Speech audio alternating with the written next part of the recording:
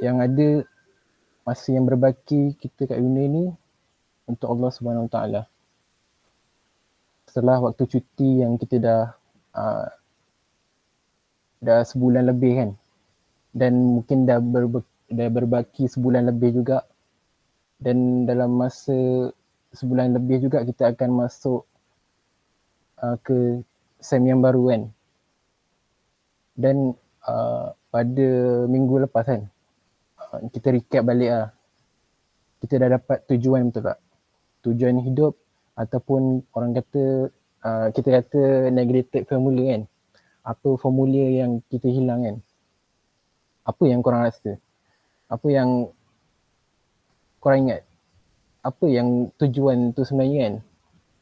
Tujuan kita hidup kat dunia ni adalah tidak lain tak bukan adalah yang pertama, 5156 adalah untuk kita ni beribadah kepada Allah Subhanahu Wa Taala.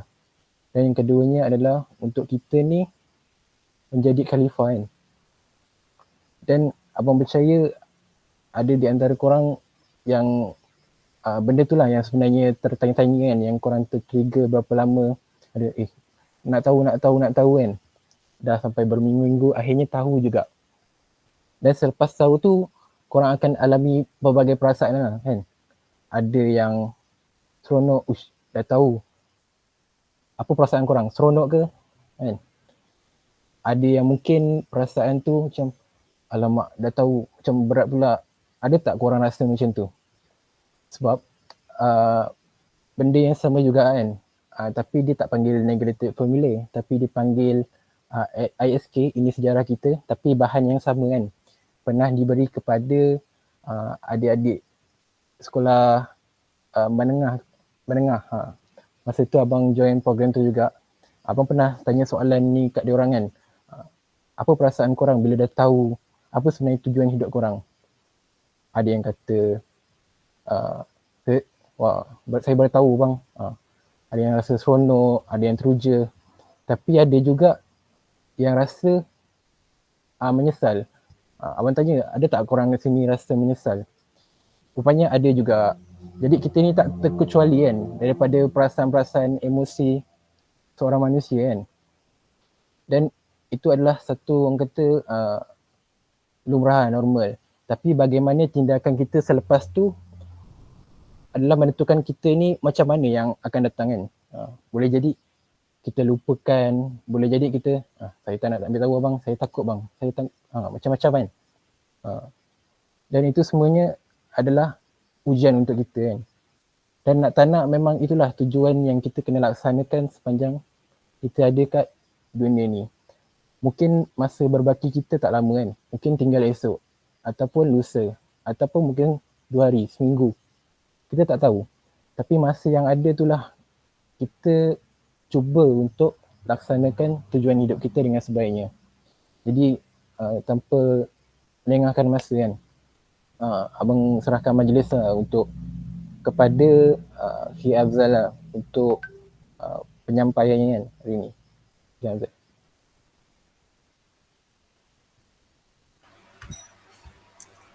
Bismillahirrahmanirrahim. Terima kasih untuk Abang Razian, pembuka majlis yang mengingatkan kita kembali kepada apa ni? Tujuan hidup kita kan. Tujuan hidup kita yang mungkin kita dapat tengok daripada Al-Quran kan. Dalam surah Al-Baqarah 2 ayat ayat yang ke-30, iaitu kita ni menjadi khalifah di muka bumi, iaitu kita menyuruh orang kepada Allah. Dan satu lagi, tujuan hidup kita adalah kita ni menjadi hamba kepada Allah kan. Surah Az-Zariyat ayat yang ke-56 kan. Tidaklah aku menciptakan jin dan manusia melainkan untuk beribadah kepada aku kan, semata-mata. Jadi setelah kan kita tahu, sebelum abang memulakan majlis sesi malam ni kan, kita buka majlis kita dengan kita Al-Fatihah dulu kan. Bismillahirrahmanirrahim. Bismillahirrahmanirrahim. مالك يوم الدين إياك نعبد وإياك نستعين اهدنا الصراط المستقيم صراط الذين أنعمت عليهم غير المغضوب عليهم ولا الضالين. Selawat dan salam ke atas junjungan besar baginda Rasulullah SAW, kedua kita. Jadi malam ni korang tak tahu kan, mungkin ada yang tahu, ada yang tak tahu lagi. Abang nak sharing tentang surah An-Nas kan. Surah An-Nas kan, surah yang mungkin kita selalu baca kan. Kita baca setiap kita biasa baca kan surah An-Nas dalam kehidupan kita kan. Mungkin malam ni kita nak melihat bagaimana kita untuk berinteraksi dengan surah An-Nas kan. Satu surah yang memberi satu maksud yang besar kan. Satu makna yang besar. Jadi abang minta izin untuk share slide dulu di share slide presentation ni.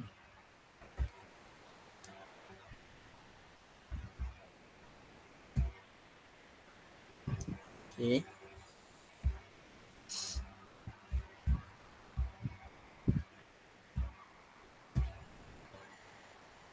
Nampak tak? Okay. Nampak? Nampak. Okay. Jadi kita mulakan kan. Tadabbur surah An-Nas kan. Poin dalam surah ni iaitu ancaman dalam seseorang kan. Bila kita tengok. Jadi kita tengok kita pergi kepada surah An-Nas. Ada siapa nak volunteer baca ayat 1 hingga ayat 6 semua? Lepas tu baru kita pergi satu-satu kan. Ada tak siapa nak volunteer kan? Untuk baca, untuk kita mulakan majlis kita ni dengan apa ni, bacaan ayat Al-Quran kan. Ada tak siapa nak volunteer nak baca? Surah An-Nas 1 hingga 6. Cepat-cepat volunteer. Boleh bang, boleh. Okay. Silakan Hairil. A'udzubillahi minasyaitonirrajim. Bismillahirrahmanirrahim. Qul a'udzu birabbin nas, malikin nas, ilahin nas, min syarril waswasil khannas, allazi waswisu fi sudurin nas, minal jinnati wan nas. Maksudnya, dengan nama Allah yang Maha Pemurah lagi Maha Mengasihani.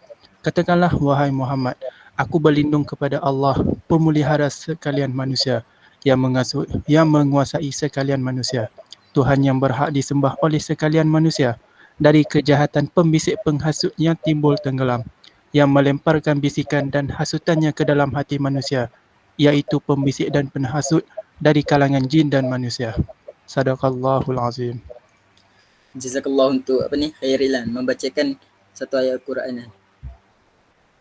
Jadi kita tengok buka mic dia. Okey.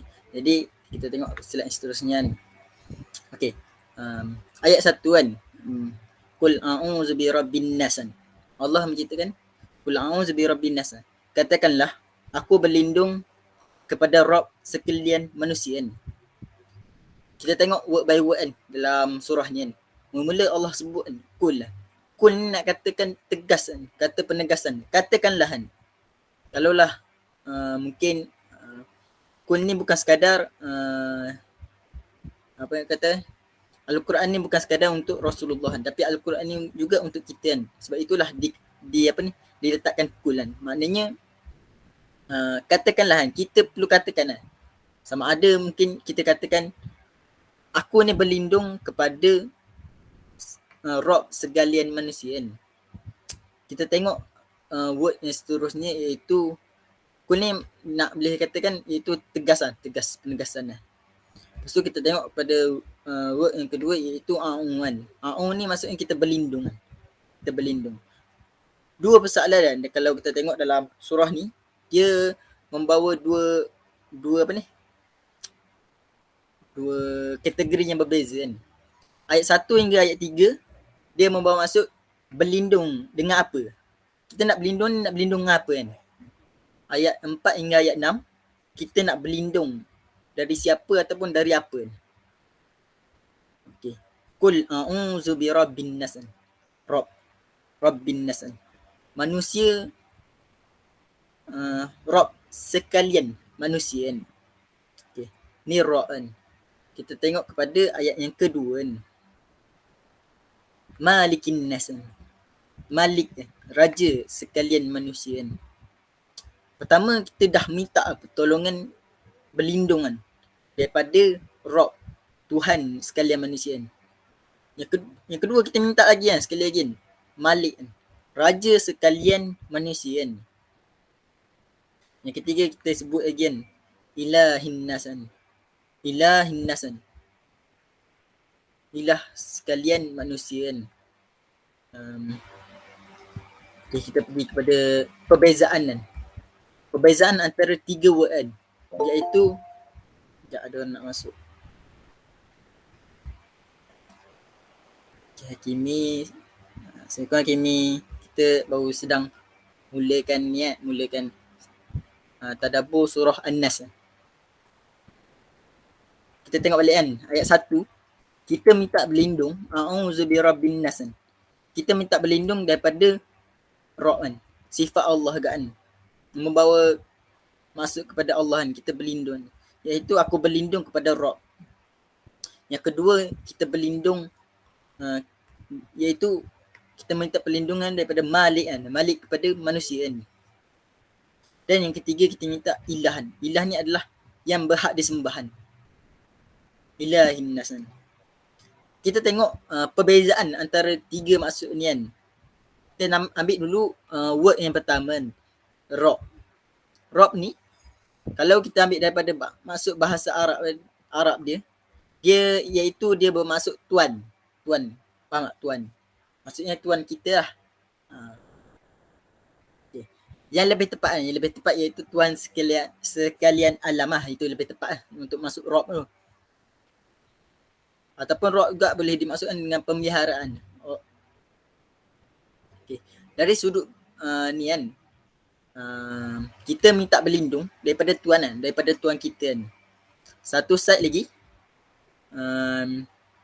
nak katanya kita minta berlindung daripada ni lah, tuan kita kan. Yang kedua kan, dia membawa maksud Malik, membawa maksud raja kan, lebih besar sikit. Nak kata dia lebih melekatkan lagi maksud Rob kan. Dia analogi dia macam ni kan. Kalau tuan kan, contoh tuan tanah kan. Dia tuan tanah, tapi tanah tu milik dia kan. Tapi kalau raja ni nak, maka tanah tu untuk raja kan. Jadi raja ni, Malik yang dekat ayat ni, dia membawa satu big picture, satu lebih besar kan, iaitu raja kepada sekalian kan. Ni tuan tanah, dan tuan tanah ni analogi kan. Tuan tanah, raja ni berhak untuk mengambil tanah tu kan.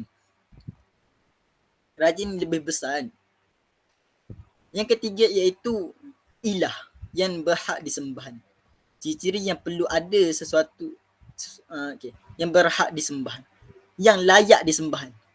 Dia maksud dia lebih besar daripada Malik dan Rob kan. Dia lebih melekapkan Malik dan Rob kan.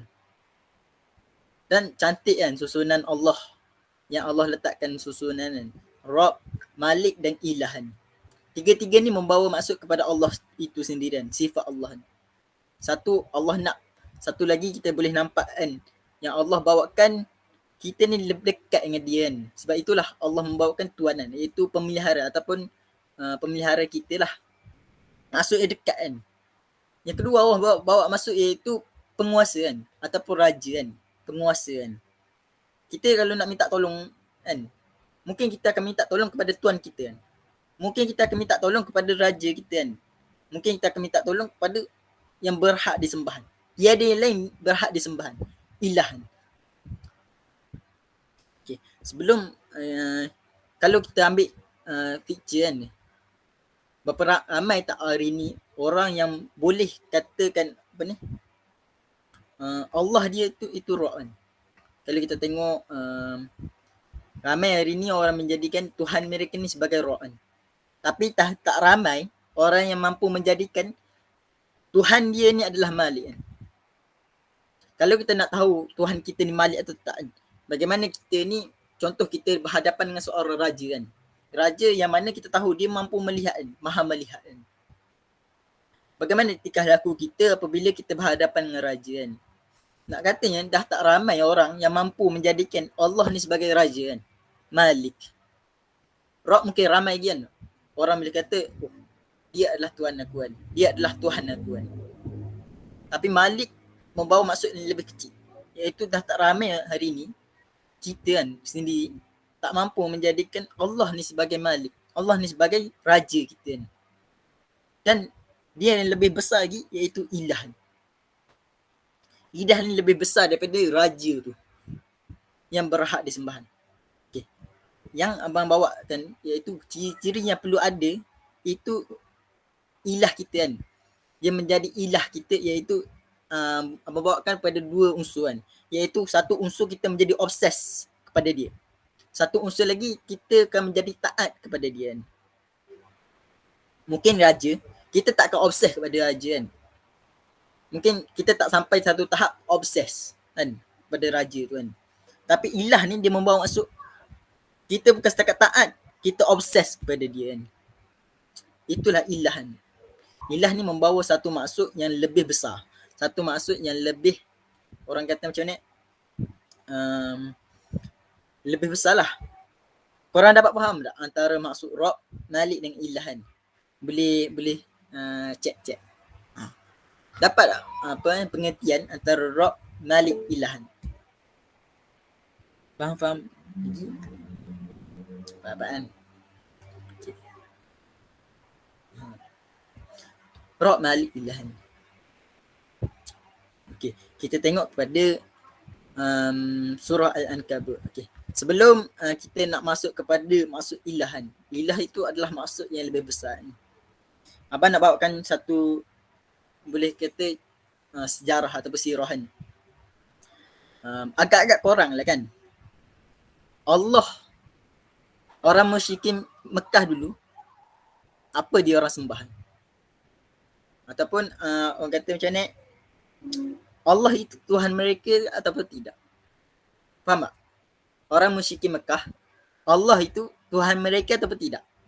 Mungkin korang cek, abang baca cek tak? Siapa Tuhan musyrikin Mekah?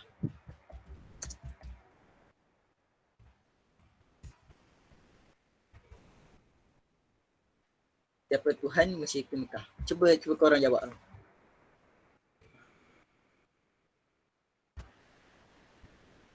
Cuba apa ni? Try jawab kan.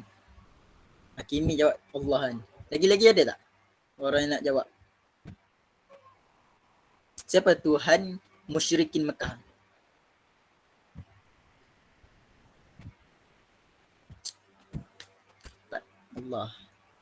Allah kan.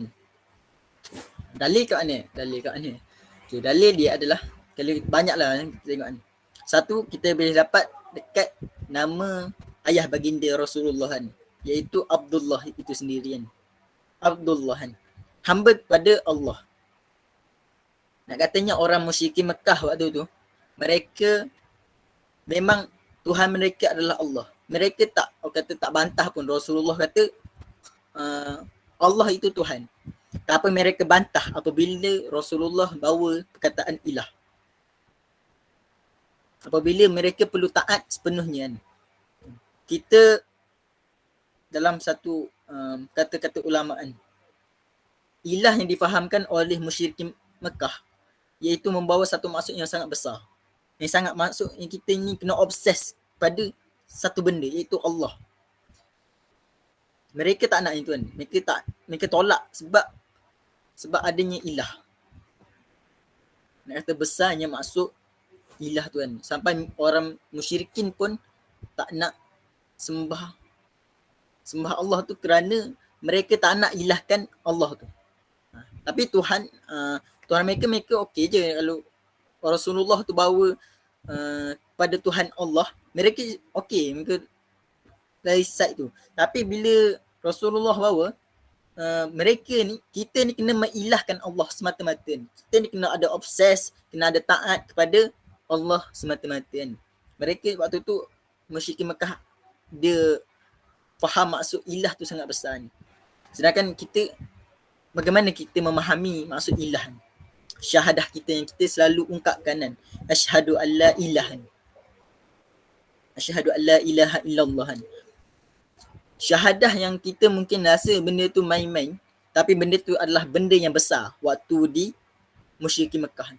Benda yang sangat besar Rasulullah bawa. Asyhadu an la ilaha illallah.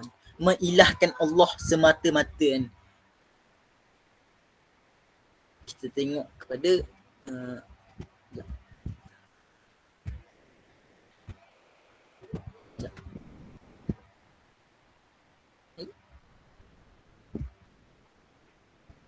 slide yang seterusnya, page 5.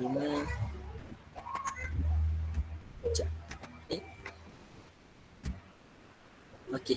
Okey, ni page 7 kan. Surah Al-Ankabut ayat yang ke-61 kan.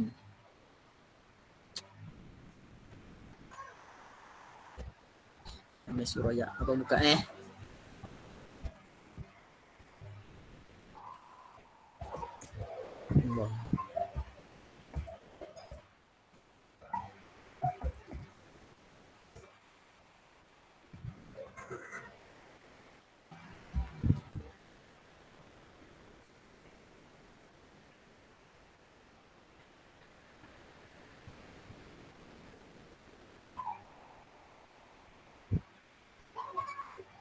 Surah Al-Ankabut ayat ke-61 kan. Ada siapa-siapa nak volunteer baca? Abang dah buka.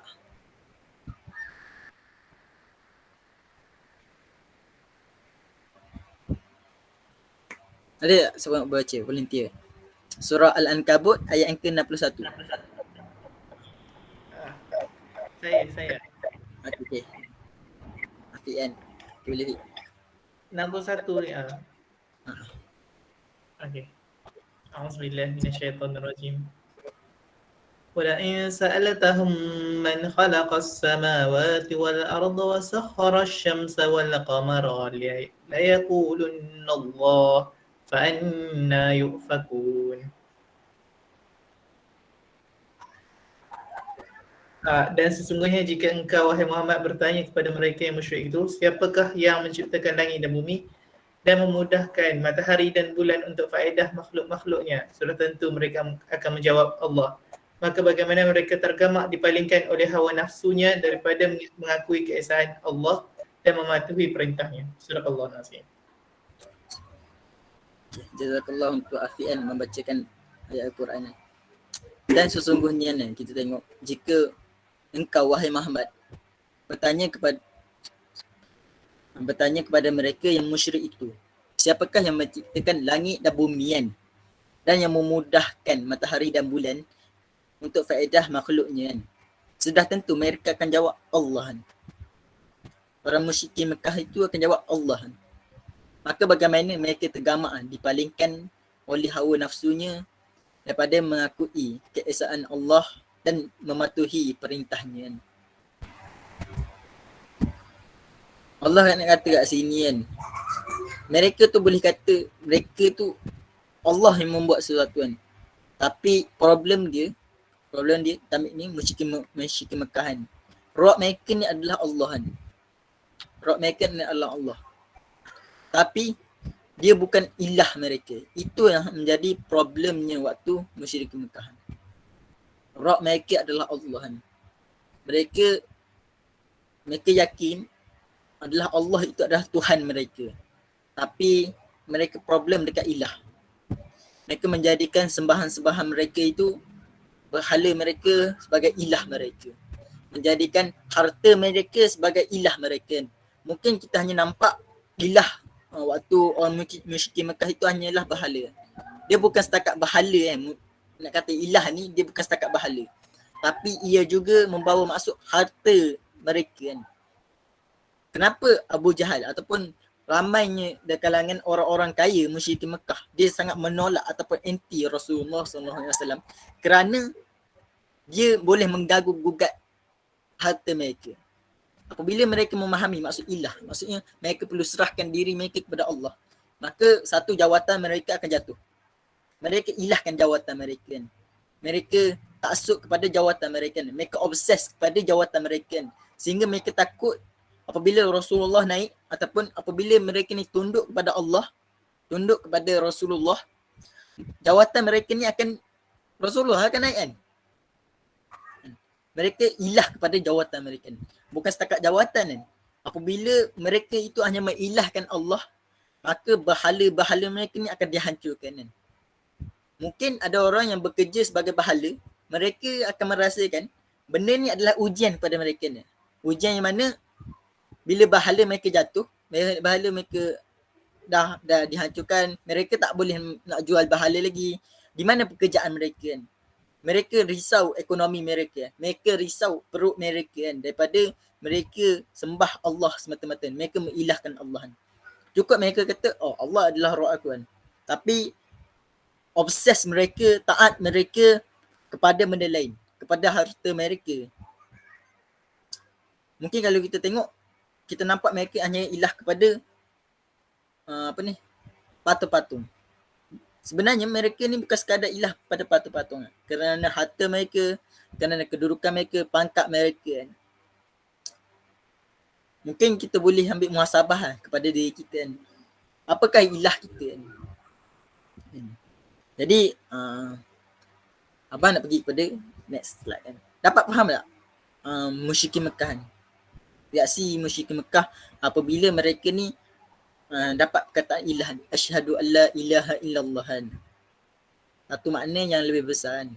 Sepatutnya kita apabila sebut syahadah tu, syahadah yang menjadi satu maksud yang perjanjian kita kan kepada Allah.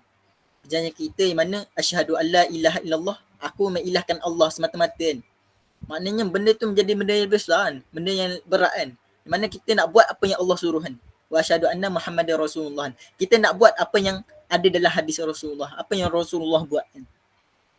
Sebenarnya dua benda ni menjadi satu faktor yang mana kita perlu percaya apa yang ada dalam Al-Quran, kita perlu percaya apa yang ada dalam hadis kan. Kita perlu buat apa yang ada dalam kedua-dua tu kan. Menjadi maksud yang lebih besar lah kan. Asyhadu alla kita kan. Syahadah kita yang kita ungkapkan kan. Dapat ke poin sampai situ? Sebelum kita go kepada next slide.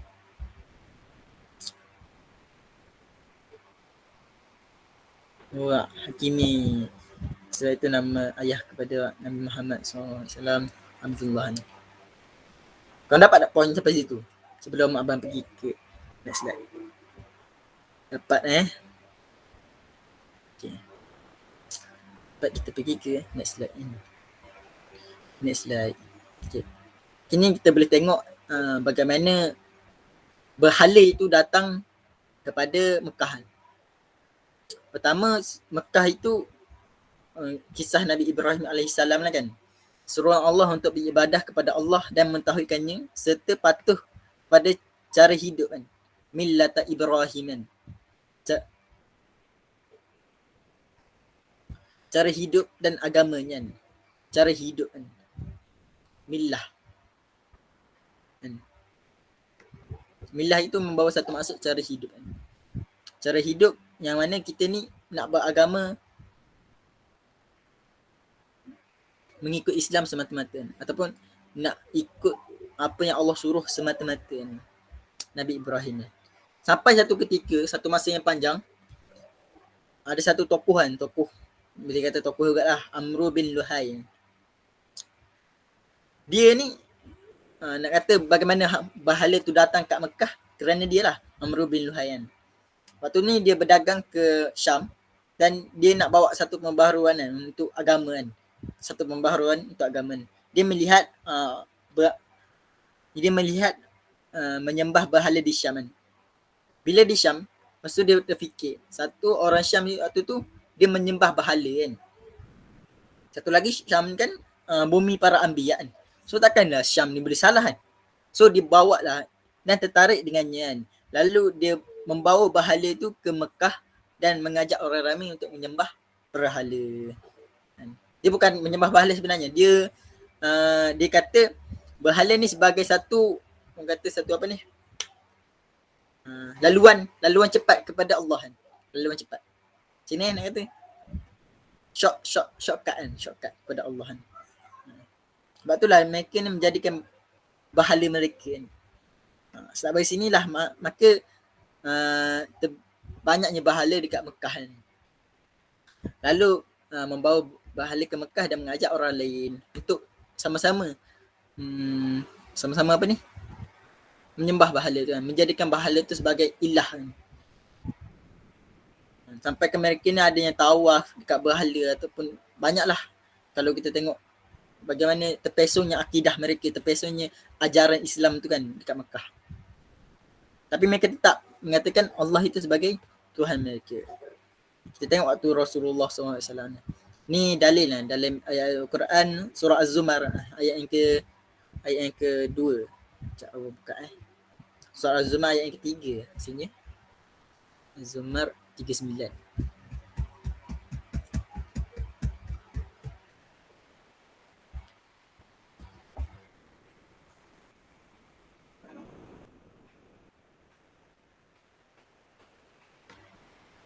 Okey ni. Ada siapa nak baca tak? Berhenti tak? Surah Az-Zumar ayat yang ketiga. Surah Az-Zumar ayat yang ketiga. Az-Zumar tu surah yang ke-39 lah. Ada sebab baca tak? Surah Az-Zumar. Az-Zumar tu surah yang ke-39 ayat yang ketiga.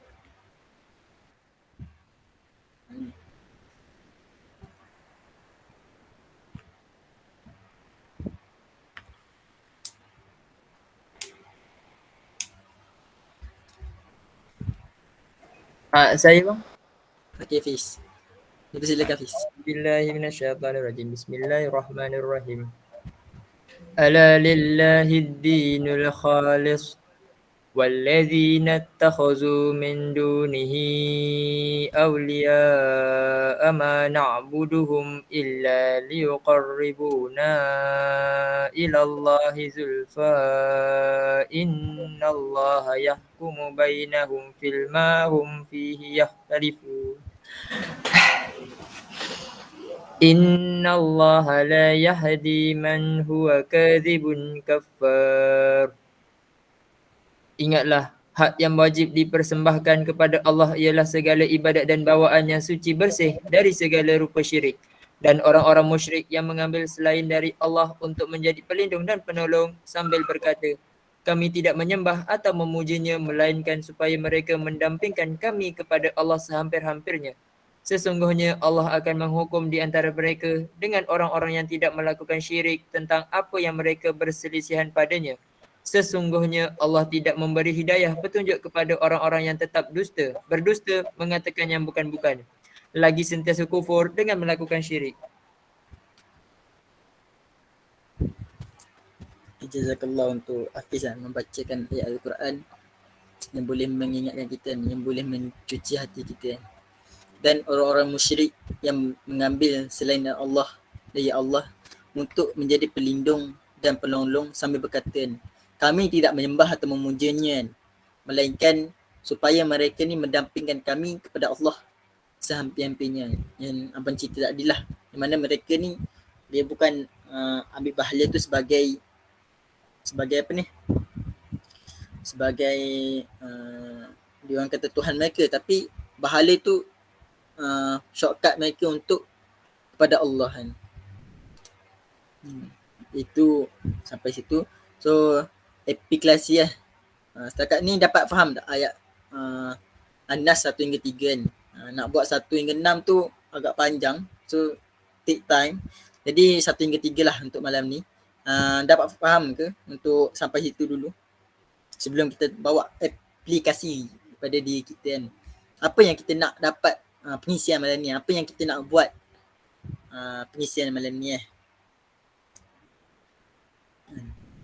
Kita bukan nak kejar berapa banyak ayat Al-Quran yang kita dapat tadabbur kan. Tapi kita nak dapat sikit tapi kita dapat beramal dengan ayat yang kita dapat kan.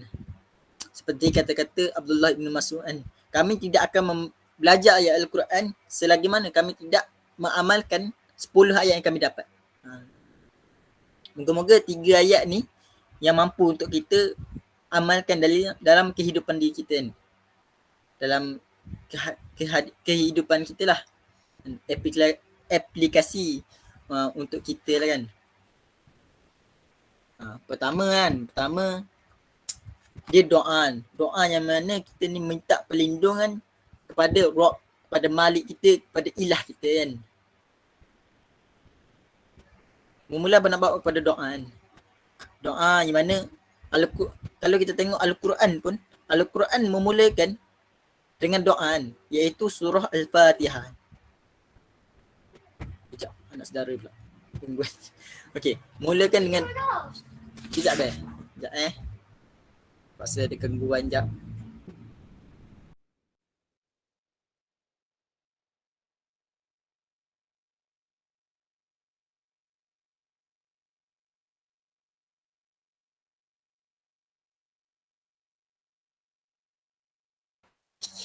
Gangguan jap Okey. Sambung balik. Okey, aplikasi untuk kita doa. Al-Quran ni bermula dengan doa iaitu Al-Fatihah. Iyyaka na'budu wa iyyaka nasta'in. Kita meminta daripada Allah untuk jalan yang lurus. Dan ia berakhir dengan doa iaitu surah An-Nas. Mana kita minta perlindungan kepada Allah kepada Rabb kita, kepada Tuhan kita Tuhan kita, kepada Malik kita kepada ilah kita Nak katanya Allah boleh kata ni, seolah-olah Allah tahu bahawa kita ni seorang hamba yang lemah, seorang manusia yang lemah, yang mana dalam kehidupan kita ni nak tak nak kita memang banyakkan doa, banyakkan meminta kepada Allah kepada Rabb kita, kepada Malik kita, kepada ilah kita banyakkan berdoa supaya kita dapat istiqamah dalam agama kita, istiqamah dalam kehidupan kita Janganlah disebabkan kerana duit yang sikit, kerana hawa nafsu kita yang sedikit, kita nak meninggalkan nikmat-nikmat Islam yang kita dapat.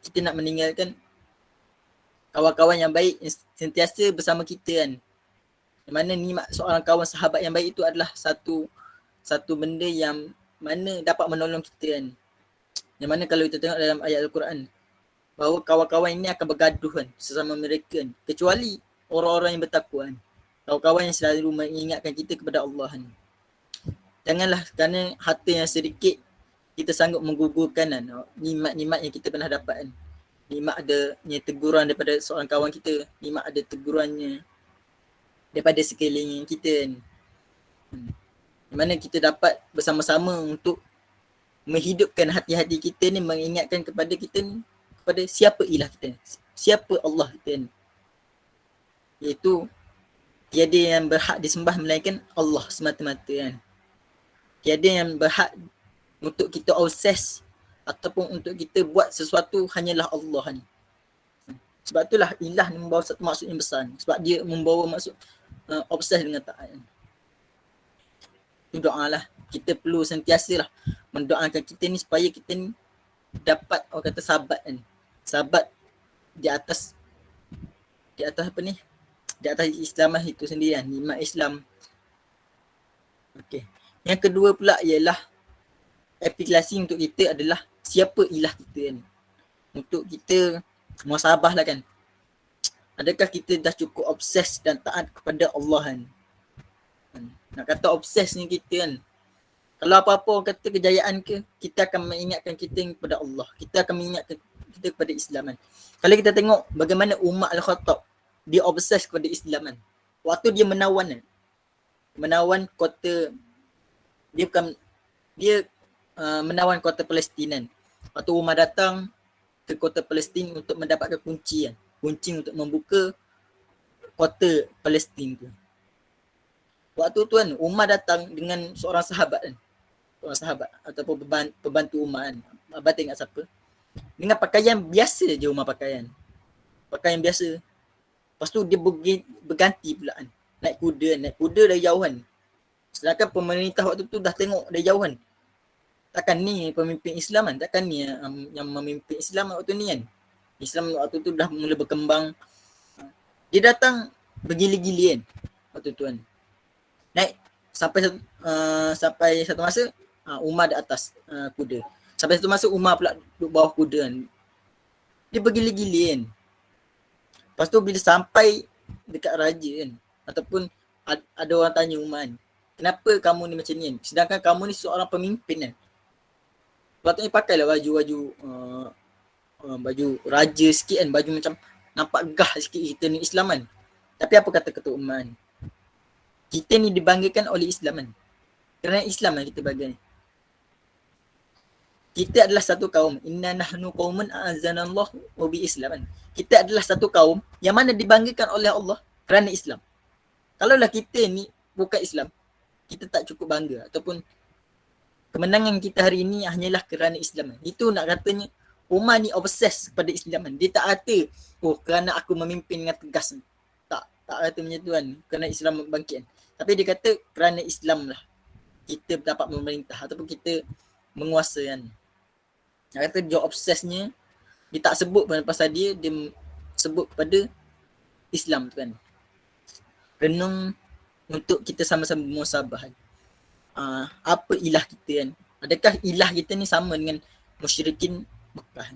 Kalau kita tengok masyarakat kita hari ni kan, kalau kita tanya siapa pun kan, siapa Tuhan kamu?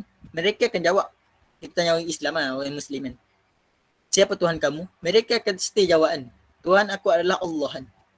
Tanyalah siapa kan, orang yang jaga masjid ke, orang yang join halakoh ke, yang tak join halakoh ke, orang yang kelab malam ke, orang yang nagih dadah ke. Kalau korang tanya dia, siapa Tuhan kita kan? Kalau dia Muslim kan, dia akan jawab, Allah lah Tuhan kita kan. Allah lah Tuhan kita kan. Tapi persoalannya, adakah Allah sahaja kan? Ataupun adakah dia hanya tergantung dekat Tuhan ni? Dia bukan menjadikan Allah ni sebagai ilah. Kalaulah Allah ni ilah kita, kita akan menjaga tingkah laku kita kan. Kita akan buat apa yang Allah nak kan. Kita akan cuba kan mendalami ayat-ayat Al-Quran supaya kita ni lebih dekat kepada Allah kan. Kita akan dapatkan masa kita kan, korbankan masa kita untuk dengar untuk apa ni? Untuk mendapatkan nikmat-nikmat ataupun kata mengingatkan kita ni kepada Allah kan. Menghadiri majlis-majlis yang mana dapat ingatkan kita ni kepada Allah, dapat meningkatkan iman kita ni kepada Allah kan. Renungan renung untuk kita bersama muasabah kan. Siapa sebenarnya ilah kita kan dalam kehidupan kita? Adakah ilah kita masih sama dengan musyrikin Mekah kan? Iaitu mungkin harta kita kan.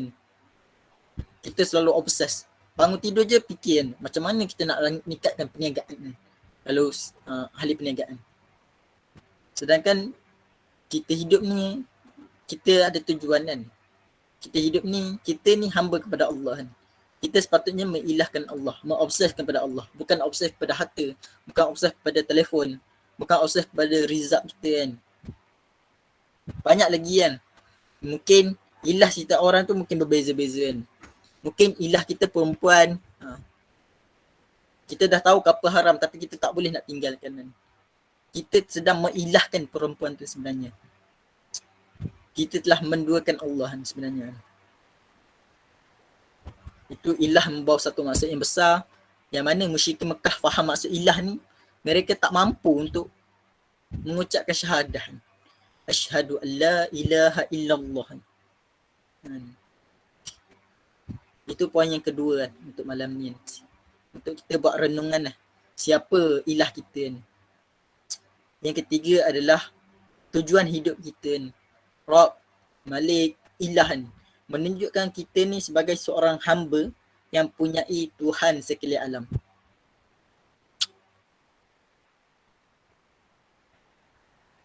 Tujuan hidup kita ni. Kita ni hidup ada tujuan. Hidup yang pertama kita iaitu menjadi hamba kepada Allah. Wa ma khalaqtul jinna wal insa illa liya'budun. Di mana Allah kata, tidaklah aku menciptakan jin dan manusia melainkan untuk beribadah kepadaku semata-mata kan. Dalam ayat ni kan, nak katanya ilah Rabb Malik. Kita ni sebagai hamba kan. Kita bukan seorang siapa-siapa pun kan. Kita hamba yang mana kita mempunyai Tuhan kan. Kita perlu buat tujuan hidup kita kan. Kita perlu buat apa yang Allah suruh daripada Al-Quran kan. Kita perlu untuk menghidupkan balik syahadah kita kan. Asyhadu an la ilaha illallah kan. Kita perlu memanai syahadah kita kan. kita perlu, yang pertama tujuan hidup kita iaitu kita apa? Kita mengilahkan Allah kan. Kita menjadi Allah sebagai ilah kita, sebagai yang berhak disembah kan. Iaitu tujuan hidup yang pertama, iaitu kita nak menjadi hamba kepada Allah. Tujuan hidup kedua kita perlu letakkan niat, kita nak bawa orang lain mengilahkan Allah. Kita nak bawa sama-sama kawan-kawan kita yang lain, kita nak bawa orang-orang lain kan. Orang-orang sekeliling kita ataupun orang-orang di luar sana kan, sama-sama untuk memanai maksud ilah kan. Iaitu tujuan hidup yang kedua kita, iaitu kita perlu ajak orang kepada kebaikan, ajak orang kepada untuk ingat kita ni kepada Allah kan. Ajak orang supaya kita ni ilah kepada Allah, bukan sekadar kita ni menjadikan Allah ni sebagai Rabb. Jadilah Allah ni sebagai ilah kita kan, sebagai orang kata apa ni, obses kita kan, taat kita kepada Allah semata-mata. Mungkin pengisian malam ni hanyalah macam ni je kan, macam biasa je. Mungkin dapat, semoga bermanfaat lah untuk korang baca surah An-Nas ayat 1 hingga 3 kan.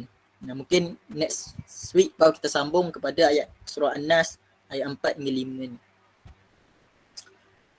Kita pada last slide kan. Last slide tak ada apa-apa sebenarnya. Last slide ayat 1 hingga 3 membawa pengertian kita nak berlindung kepada Allah kan. Kita nak berlindung kerana apa? Kita nak berlindung dari siapa? Kerana apa dan dari siapa kan?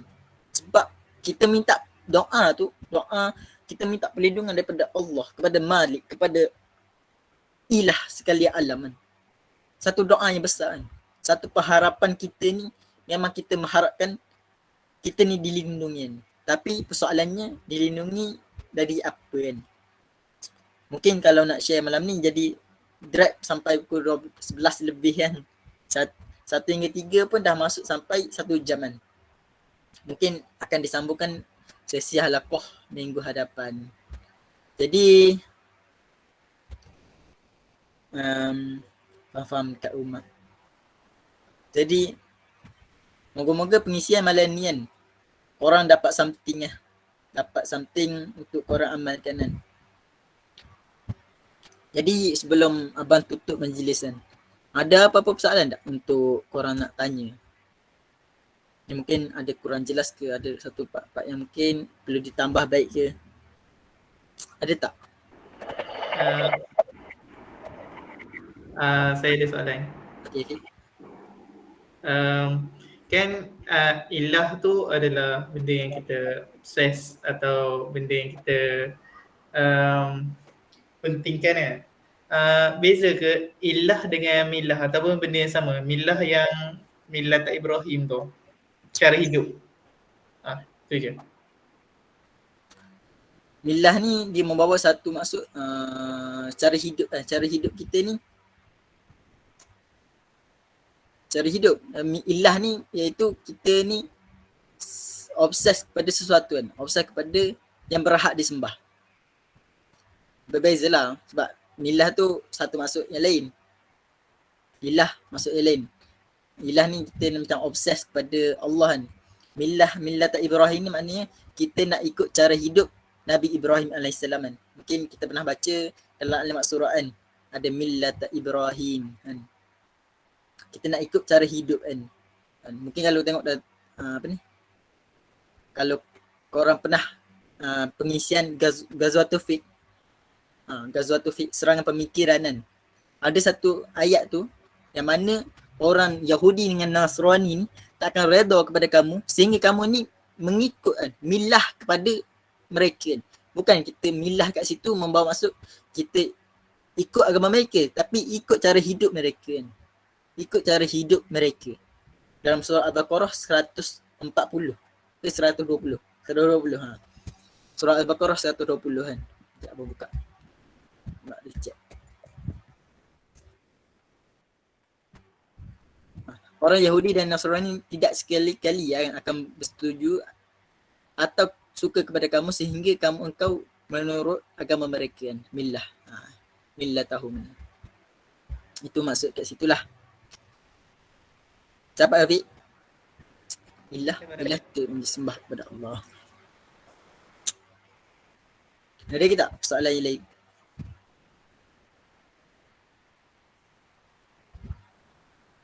Ada tak? Ada tak? Sebelum kita tutup majlis. Okey, faham. Korang faham tak pengisian malam ni? Ayat 1 hingga 3 kan. Untuk next week kita lebih kepada kita nak berlindung pada apa dan kepada siapa.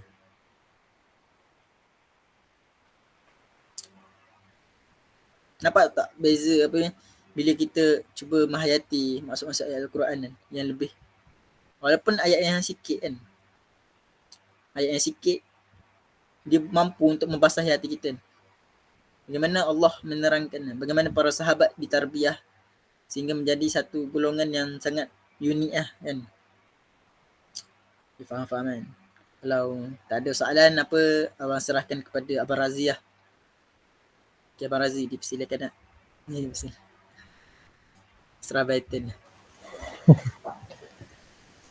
Subhanallah, Alhamdulillah kan. Satu pengisian yang sebenarnya memberi kesan kepada kita kan. Sebagai sejauh mana kita ni menjadi hamba kepada Allah kan. Jadi untuk minggu depan kita akan sambung ayat 4, 5 dan 6 kan. Barulah kita dapat complete kan. Apa sebenarnya surah An-Nas ni nak sampaikan kepada kita kan. Jadi kalau tak ada ataupun tak ada soalan, kita tangguhkanlah majlis kita dengan kita tangguh bukan berhenti. Kita tangguh dengan tasbih kifarah dan surah An-Nas. Subhanallah wa bihamdihi asyhadu an la ilaha illa anta wa atubu ilaik. Wal 'asri innal insana lafi khusr illa allazina amanu wa 'amilus solihat wa tawassaw bil haqq wa tawassaw bis sabr.